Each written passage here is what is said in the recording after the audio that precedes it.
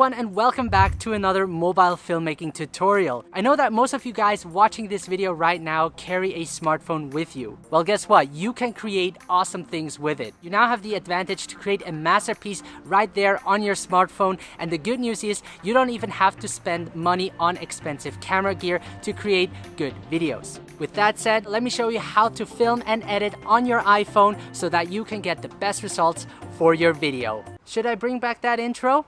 Hell yeah!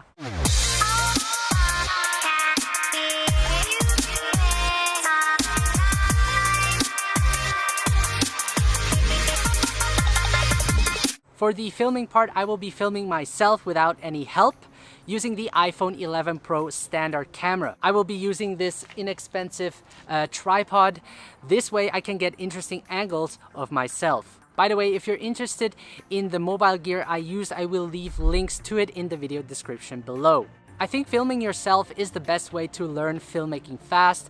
It's a tedious process because you have to set up the shot and be in it. It also makes it difficult to compose your shot nicely since you can't really see yourself while filming, but it's definitely possible with a few tips and tricks that I will give you in this video. So I will go through a few basics first before we get into the behind the scene. In the end, I will show you how to edit the video using the free version of InShot, which you can download on your iPhone or Android phone. So that you know, this video is divided into 8 parts. We're gonna talk about location, storyline, camera settings, focus and exposure, composition, movement, behind the scene, and editing. So with that said, let's get into the video. So starting off with the location, it's important to consider when picking your location is that it matches with your story. Choose a place that helps tell the story. Also think of the time of day you are shooting because that can really change the suitability of your location. I picked a day where the sun is not too high above. It's actually a cloudy day, which is also beneficial. This way the light will be softer, resulting in less harsh shadows, giving you a more pleasing look.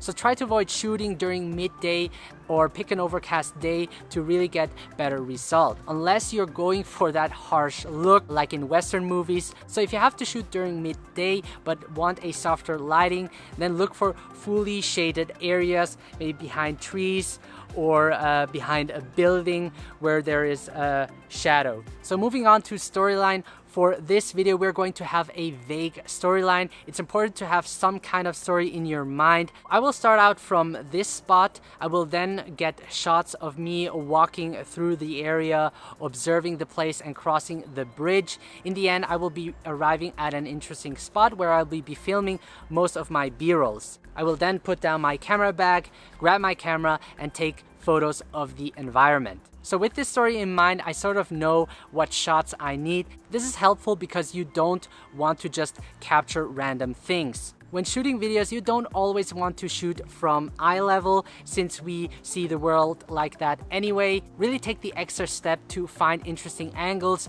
to make the video look more interesting. Maybe go a little bit lower or get on top of a rock to have an angle above. Really keep your eyes open for unique angles, and doing so will definitely enhance the story you're trying to tell. So the process of how I do this is that I film a sequence from multiple angles.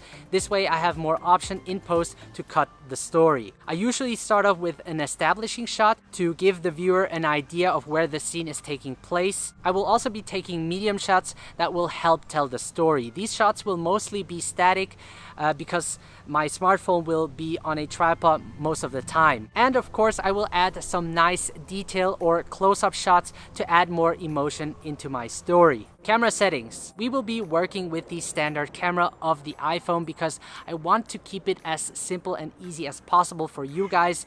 But if you are interested in using an advanced camera app like Filmic Pro where you have full control over your camera, then I highly recommend you check out this video where I explain how it works in detail. So the camera settings I will be using is 4K 60 frames per second. 4K has more detail and allows me to crop in. And this is really important since I'm filming myself and therefore might not get the framing right. all the time. If you don't have 4K 60 frames per second, you can also go with 1080p 60 frames per second, but keep in mind that you won't have the flexibility to crop in that much, so be careful with that. Make sure to enable grid line so that you can set your composition correctly. Speaking of composition, the rule of thirds is one of the basic rules and easiest to get started with to create a strong balanced image.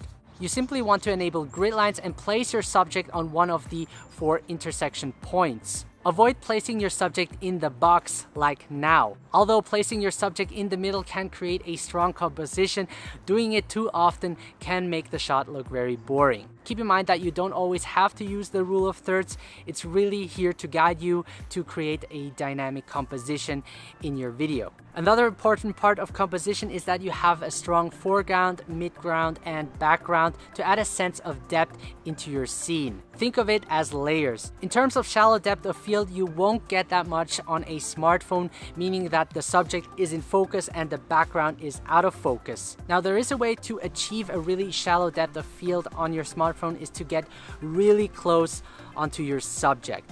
That would work. Focus and exposure. The video options on an iPhone are somewhat limited compared to a video app like Filmic Pro, but the small amount of adjustments that you can make on your iPhone's camera will still enable you to do important things. Now, setting focus is pretty easy on an iPhone. Just tap where you want to set the focus and it will automatically do it for you. To get a little bit more advanced, I like using the AE and AF lock for locking focus and exposure. AE stands for auto exposure and AF for autofocus. Keep in mind that you can't separate these two. For that, you would need an advanced camera app, but for what we're using it for right now, this should be enough. Now let me show you how you can lock your focus. Frame the subject and tap the screen to select your focus point. Hold your fingers down on your focus point for a couple of seconds and a small yellow box will start to flash with AE, AF lock appearing. Your focus is now locked. If you reframe to something else, you will see that it's out of focus. To release it, tap elsewhere. To lock your exposure, again, you want to frame the scene and tap on the area of the image that you wish to auto-expose correctly. You should now see that the brightness of the image has been adjusted to the point that you have selected. You should be having a perfectly exposed image now. If you reframe to a brighter area, you will see that the exposure won't change. Another useful feature that is important to know is to manually set your exposure. This comes in handy if you want to reduce noise or simply want to correct your exposure because you're unhappy with the auto correction that has been made on your smartphone. So to manually adjust your exposure, tap on the iPhone screen on the point of focus. You will see a yellow box appear with the sun icon. Move your finger up or down the screen to brighten or darken the exposure. Alright, let's move on to movement. Most smartphones have optical image stabilization that will compensate for the hand movement. To even get smoother shots, make sure to have your knees slightly bent and your feet roll when walking. Also, hold your iPhone with both hands and keep, whenever possible, close to your chest. Really move with your whole body instead of using just your arms. Because we're recording in slow motion, this will also help make the video look more smoother. Now, I prefer using a gimbal because it allows me to be more flexible and I can really create dynamic shots with it. But since I want to keep this video low budget, I will just be using my tripod and some handheld movements. So I hope you digested all of that information. Now we're gonna get into the behind the scene and shoot the video. So we're gonna start off here with our establishing shot. And what I'm gonna do is pull the camera upwards to reveal the nature's beauty. So I'm gonna set the focus first and then lock it, and then I'm gonna create this revealing shot.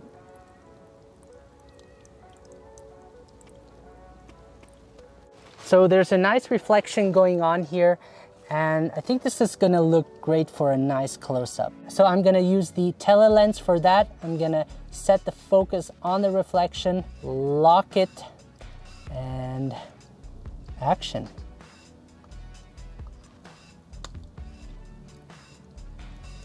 All right, so I set my tripod over here. I'm gonna get a medium shot of myself walking over that bridge. I have some nice foreground with this tree. And I'm gonna set my focus on the bridge and then lock it. And I'm gonna push down the exposure just a little bit and I'm gonna start recording.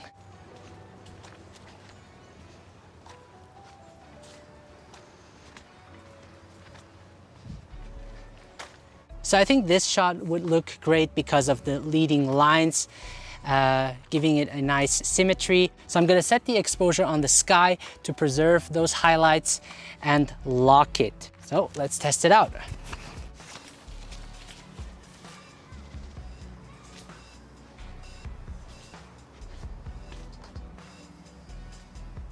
So for this shot, I'm gonna use the tripod to film myself and create some movement in it. So I'm gonna switch to the front-facing camera so that I can see myself, and just as I gaze at the leaves, I just turn the tripod around me.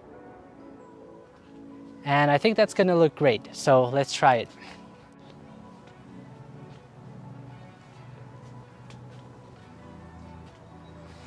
So I'm gonna film myself walking. I'm gonna use the tripod again and put it upside down and angle it so that my shoes are in the frame. And for that, I'm gonna use the ultra wide lens. So let's go.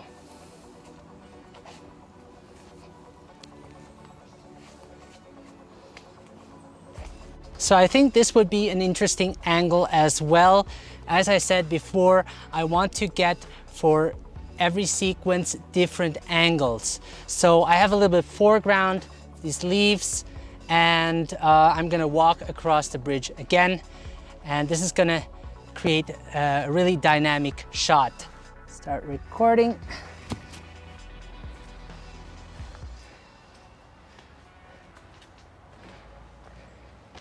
So now I'm gonna get a shot of this tall tree, also because of this leading line. And I'm gonna film it like this in a circular motion using the ultra wide lens. Let's see how this looks like.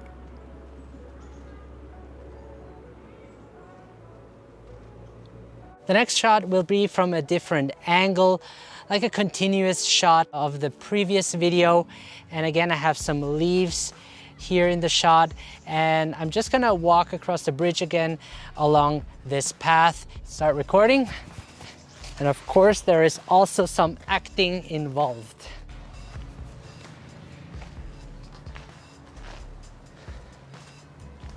So the camera is hidden between the trees, and this is a different angle that I want to get.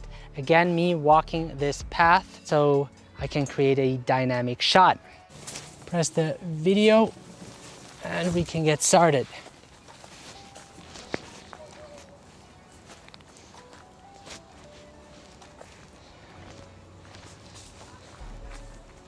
So this is the part where I walk towards the bench and take off my bag, pull out the camera and take pictures of the city. So I'm gonna set the focus on the bench and lock it and start recording.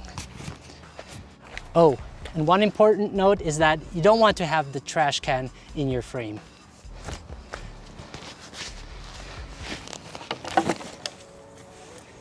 So I'm gonna get a close-up of my bag.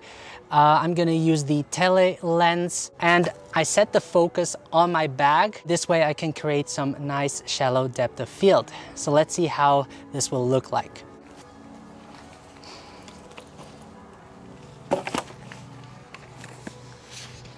So the next shot will also be a detailed shot where I grab out my camera, but I don't have my second camera with me. I'm actually gonna use this one, so you guys won't really see the behind the scene, so sorry about that. So after grabbing the camera, I will get a medium shot of myself. I'm gonna use the front-facing camera so that I can set the focus on the sky and preserve the highlights. And I'm just gonna lift up the camera and then take a shot of the city. So the last shot is gonna be a sort of POV shot where I put the camera back into the bag and I sort of close my bag and then fade into black. I already have a shot taking out the camera. I'm just gonna reverse that clip in post, and yeah, I think it's gonna look great. So let's start, and I'm gonna use the ultra wide angle for this one.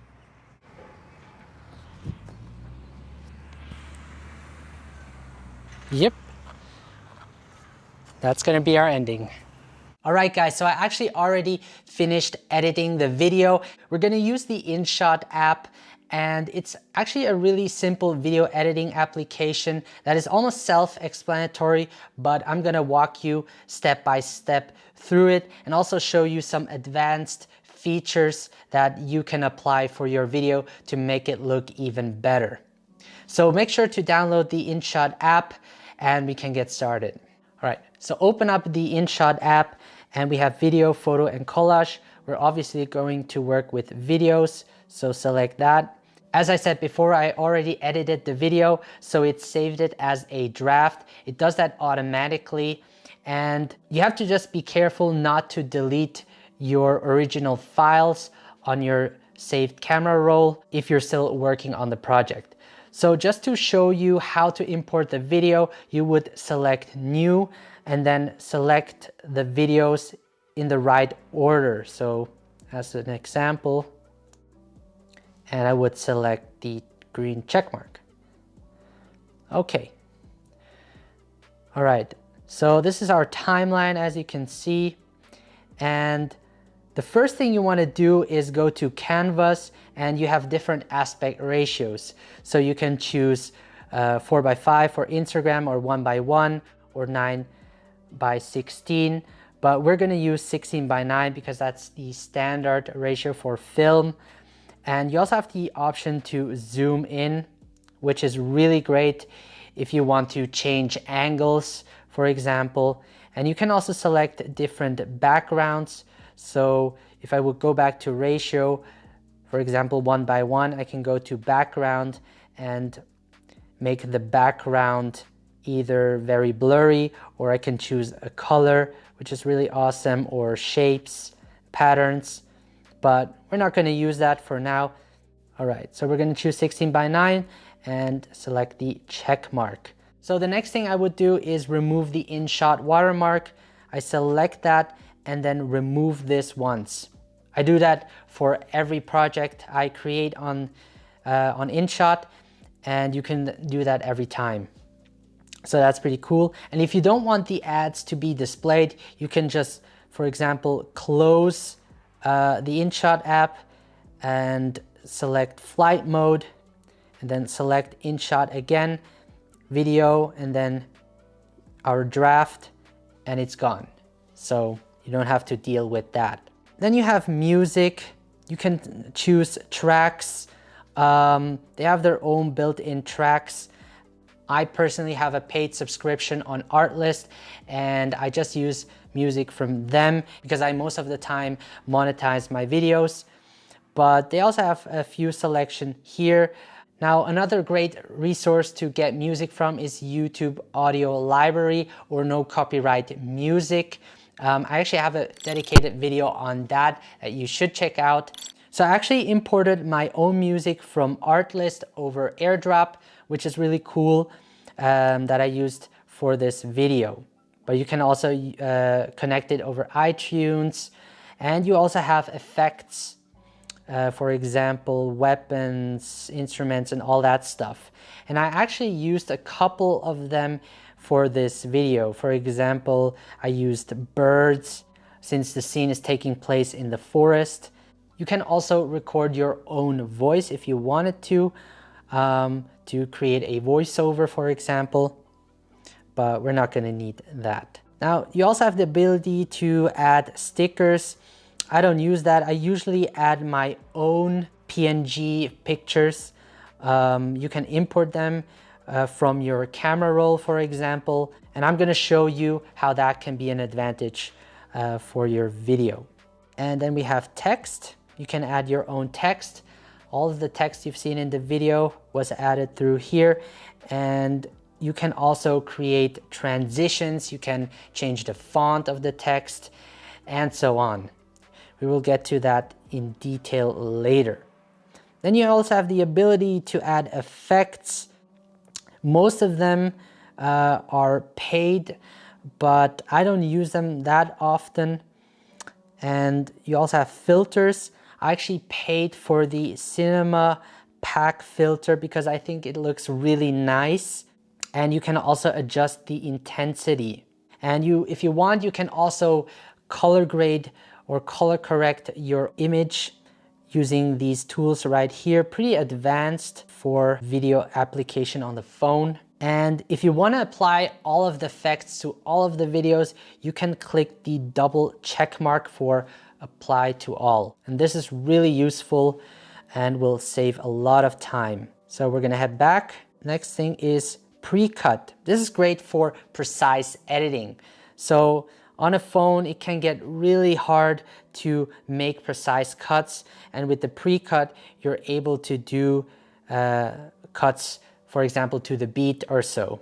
Next, we have delete. Then we have volume, obviously, speed.